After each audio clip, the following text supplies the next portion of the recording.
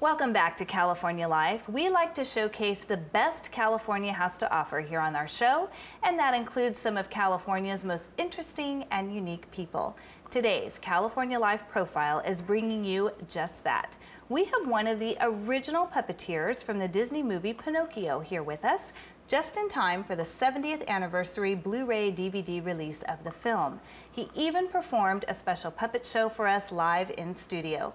Bob Baker joins me now. Bob, I'm so glad to have you here on our show. Well, my pleasure to be here. And that was fascinating. I mean, just watching you in action, and like I was saying, it's such a subtle move, yet you do so many different things with the puppet. How did you get started? Well, I started, I was 6 years old. I saw a puppet show downtown at Old Barker Brothers and stayed to see all 6 shows, and I drove everybody crazy.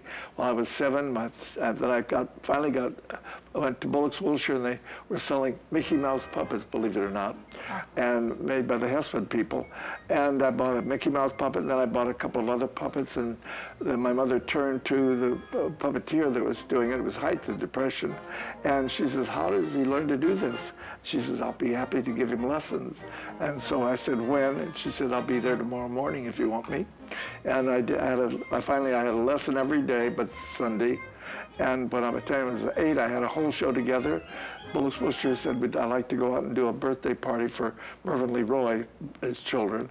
And I went out, did the show, and I got paid, and I went back to Bullock's and I said, "I'll do that anytime you want to send me." And they did that until World War II came along. That is amazing. Okay, I have a 7-year-old, and I'm dragging her to dance class, and here you are with your own business, basically by 8, and you had a chance meeting with Walt Disney. Walt, I'd go down to Robinson's. They also had a puppet department, and I would work in the puppet theater there, and became very infatuated with the Three Little Pigs. And Walt came in at Christmas time with his 2 daughters, and I went up to him and I told him how much I loved the Three Little Pigs, and I wanted to go through the studio.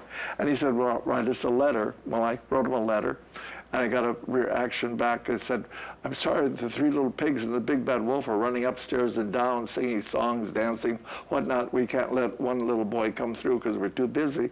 And the next Christmas, Walt came again. I happened to see him when I was working there, and I told him about the letter, and he said, he kind of laughed.